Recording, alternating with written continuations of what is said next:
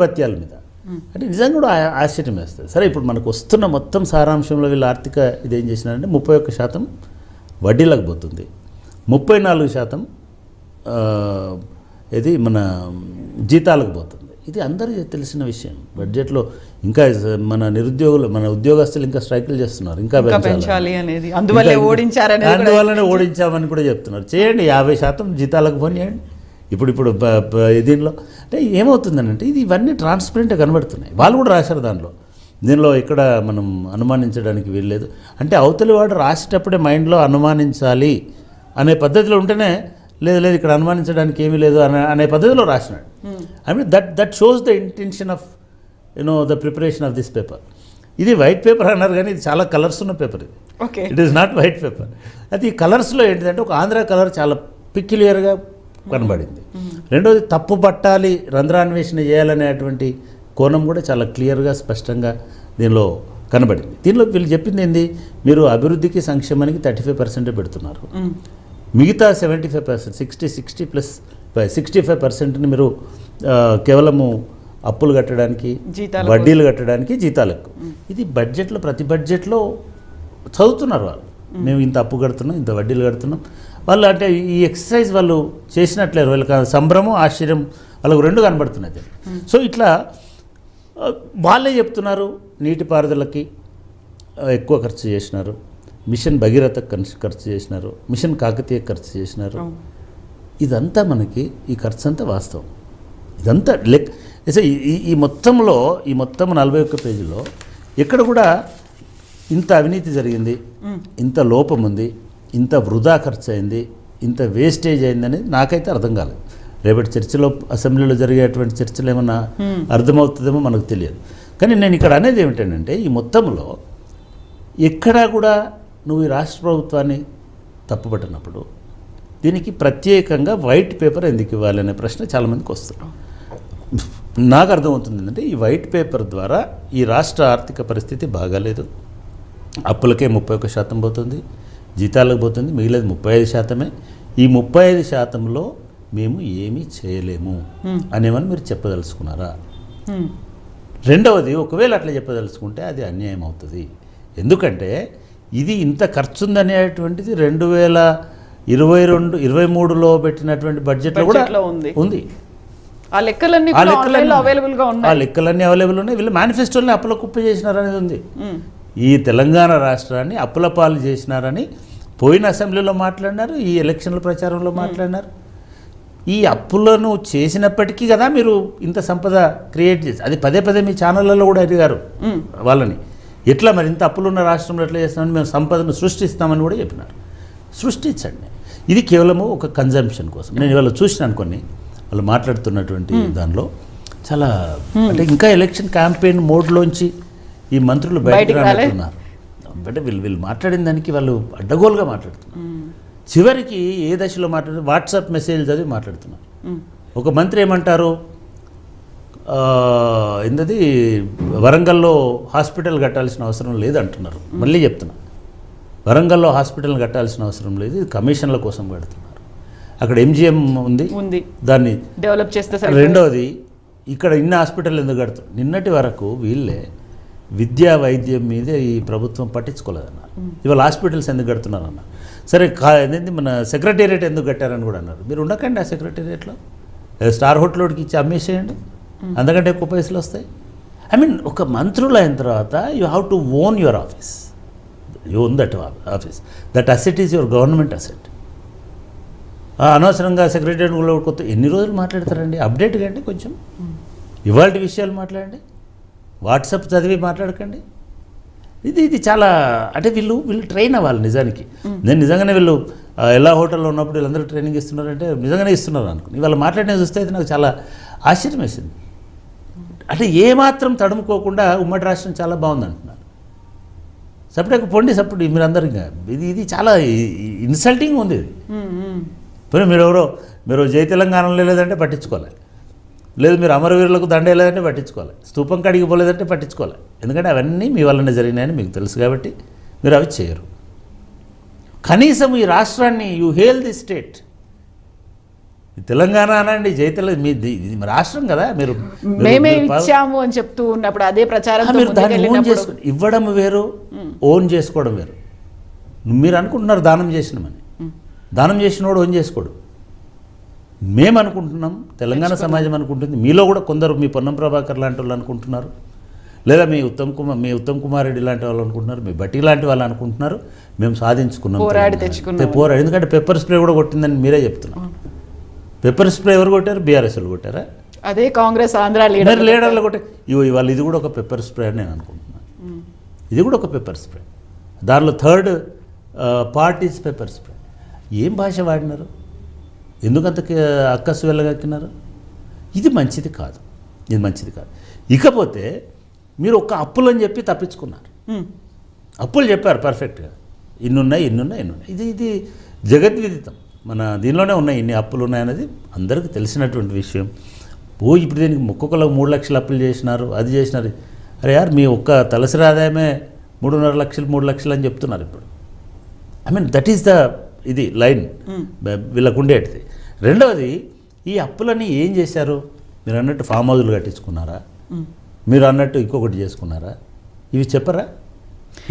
Luxury కార్లలో తిరిగారా? ఒక కాన్వాయ్కి పెట్టుకున్నారా? దేనికోసం యూస్ చేసుకున్నారా? స్పెషల్ ఫ్లైట్లలో ఢిల్లీకి వెళ్ళడానికా?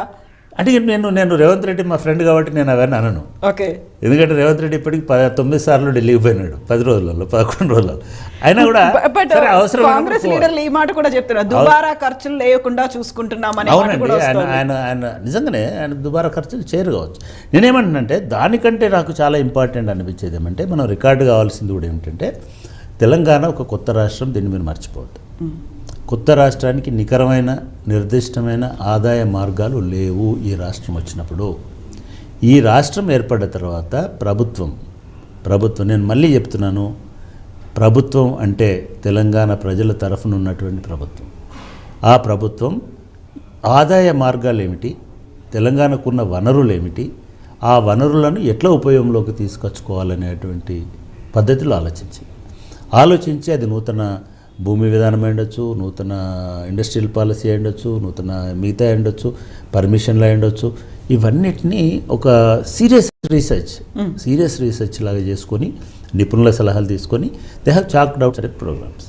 ఈ చాక్డ్ అవుట్ చేసుకున్నటువంటి దానిలో ఏమనుకున్నారంటే, మనం నీళ్లు నిధులు నియామకాలు మనల్ని నడిపించినటువంటి నినాదాలు, తెలంగాణ ఉద్యమాన్ని నీళ్లు నిధులు నియామకాలు నడిపించి తీసుకెళ్ళినాయి. కానీ ఈ పునర్నిర్మాణ నినాదం వేరు.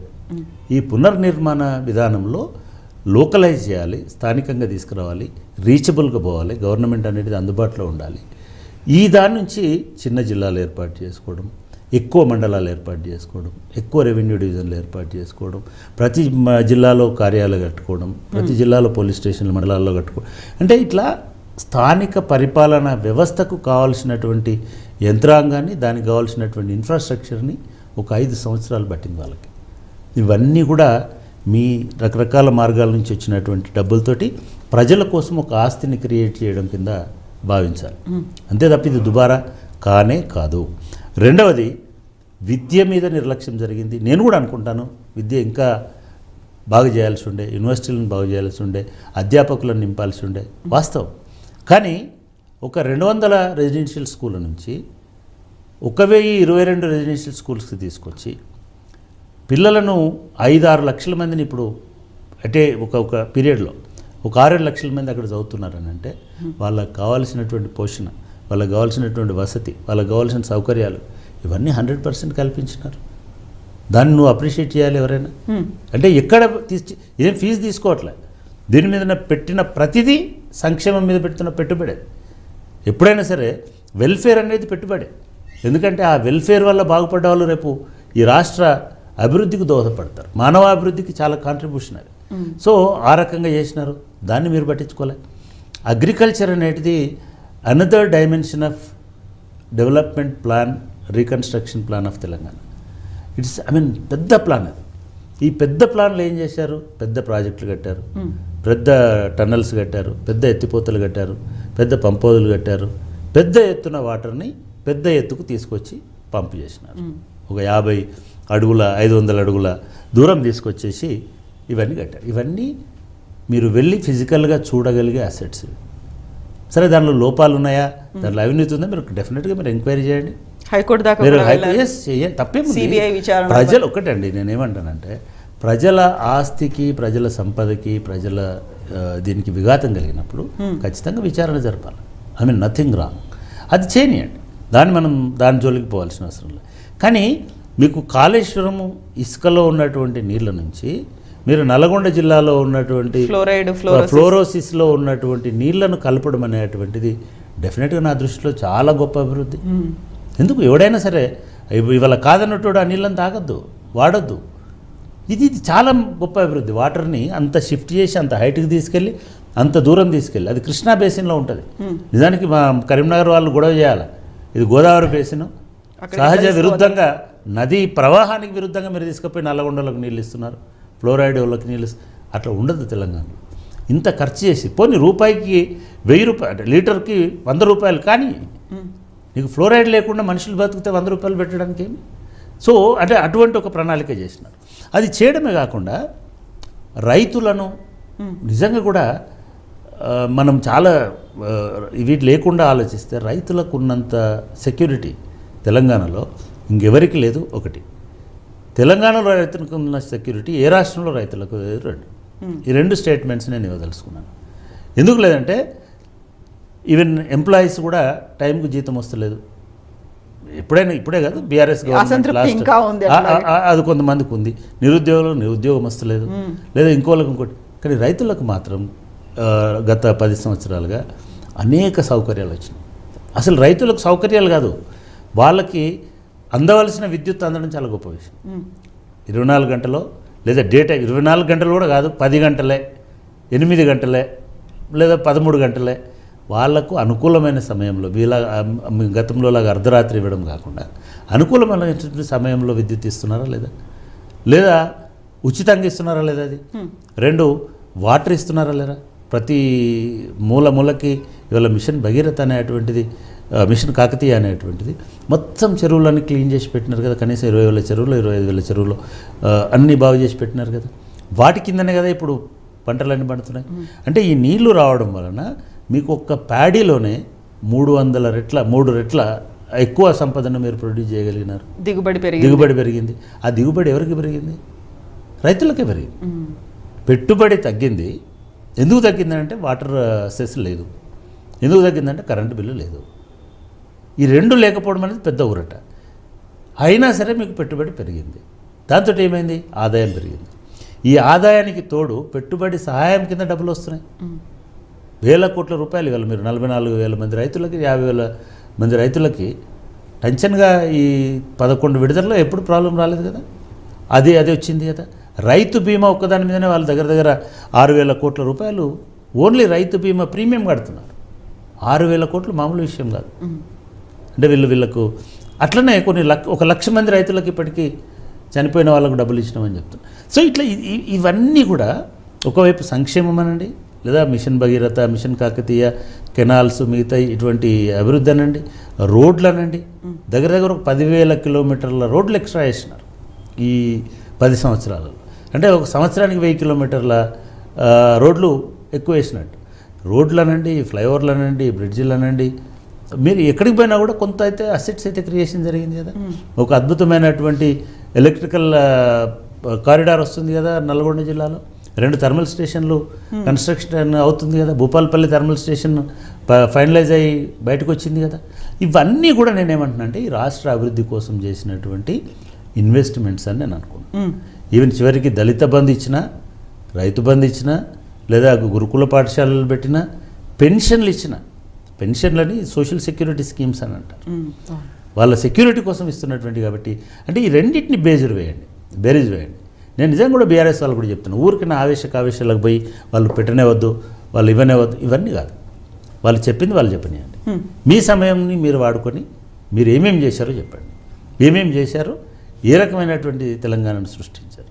మీరు అన్ని రకాలుగా ఇప్పుడు దానిలో అంత చేసి ప్రతి సంవత్సరం ఇంత ఎత్తున పెరిగింది, కానీ 2021-22లో తగ్గినట్టుగా అనిపిస్తుంది. అంత సంకుచితం ఎందుకు? తగ్గుతుంది. అరే యార్ 2021-22లో కరోనా ఎఫెక్ట్ అయ్యుండొచ్చు, ఇంకోటి అయ్యుండొచ్చు, తగ్గొచ్చు, దేశం అంతా తగ్గుతుంది. మనకంటే 3 రాష్ట్రాలు మనకంటే ఎక్కువ ఆదాయం తెచ్చుకున్నాయి, తెచ్చుకోవచ్చు, తప్పేమి. దాన్న మీరు దీనిలో పెట్టాల్సిందే.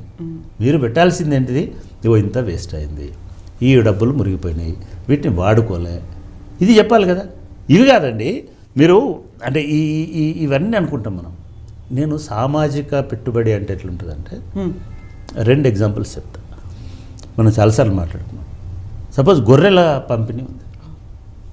గొర్రెల పంపిణీ నవ్వినారు, గొర్రెలు ఇస్తారట, మమ్మల్ని అడుక్కోమంటారా, మేము గొర్రెలు కాయాలన్నా అని వాళ్ళకి చదువు చెప్పి ఉద్యోగాలు ఇచ్చే బదులు గొర్రెలు ఇచ్చినారు. నిజానికి అది ఒక జాతి ఆర్థిక ముఖ చిత్రాన్ని మార్చేసింది. అసలు మనం ఇవాళ చాలా ఇదిగా మాట్లాడుకుంటున్నాం, కానీ గొల్ల సామాజిక వర్గం, ఎవరైతే గొర్రెల కాపర్ల సామాజిక వర్గం ఉందో వాళ్ళు స్వయం సమృద్ధి అనేటువంటిది మనం ప్రత్యక్షంగా చూస్తాం అక్కడ పోతే.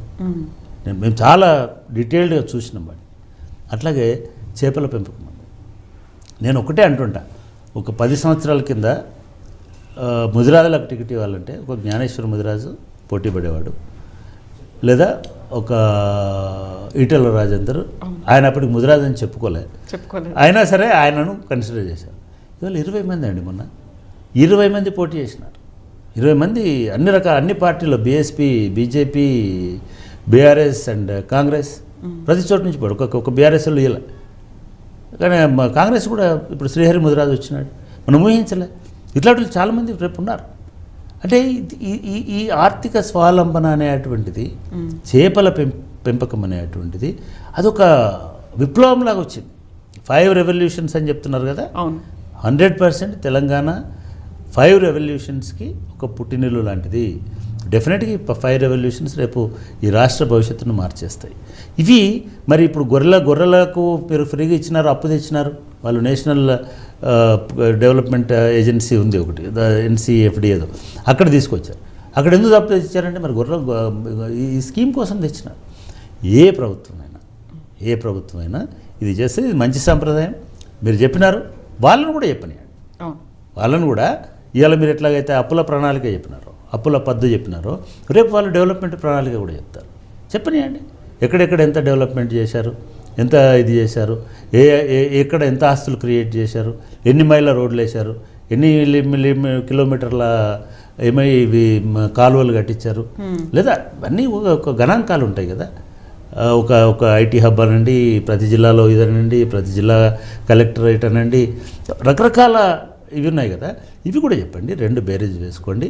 బేరేజ్ వేసుకొని ఒకవేళ వీళ్ళు తప్పు చేసినారు అనుకుంటే, ఒకవేళ ఇప్పటి వరకు జరిగినటువంటి 10 ఏళ్ల ప్రణాళిక తప్పనుకుంటే, మీరు దానికి భిన్నమైనటువంటి ప్రణాళికను అనుసరించండి. ఆ విధానానికి స్వస్తి చెప్పండి. స్వస్తి చెప్పి మేము ఇవి చేయము, ఇవి మాత్రమే చేస్తాము అని చెప్పండి. వీళ్ళు ఇంత దుబారా చేసినారు, మేము ఆ దుబారాన్ని మేము తగ్గించుకుంటాము. మొత్తం నెల ఖర్చులు ఇవ్వండి. నెల ఒక ముఖ్యమంత్రి కార్యాలయం మీద జిఏడి నుంచి ఎంత ఖర్చు పెట్టినారు, ఒక ముఖ్యమంత్రి కాదు, ఓవరాల్గా అందరూ మంత్రివర్గానికి, అందరికీ మీ పెట్రోల్, మీ డీజిల్, మీ ఎయిర్ ఫేర్, మీ ఫ్లైట్ కిరాయిలు, మీ ఇంకోటి, మీ భోజనము, మీ సిబ్బంది, ఇవన్నీ కూడా ట్రాన్స్పరెంట్ ఉండండి. తప్పేముందల్లా అవి కూడా తీయండి. లాస్ట్ తప్పు కానే కాదు. ఎప్పుడు తీయాలది? వాళ్ళకంటే మీరు ఖర్చు తక్కువ పెట్టినప్పుడు డెఫినెట్గా చూపించాలి. ట్రాన్స్పరెంట్గా కాదు, మేము పొదుపు